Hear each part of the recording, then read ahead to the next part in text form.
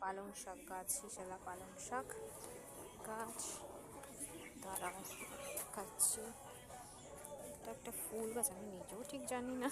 এই যে আখ গাছ হচ্ছে, এটা হলো দারচিনি, এটা দারচিনি গাছ। দেখো দারচিনি, এগুলো হলো ধনে পাতা, ফুলগুলো বেরিয়ে গেছে ধনে পাতা। এই যে গোলাপ ফুল গাছ, জবা ফুল গাছ, ওদিকে সব গাছ।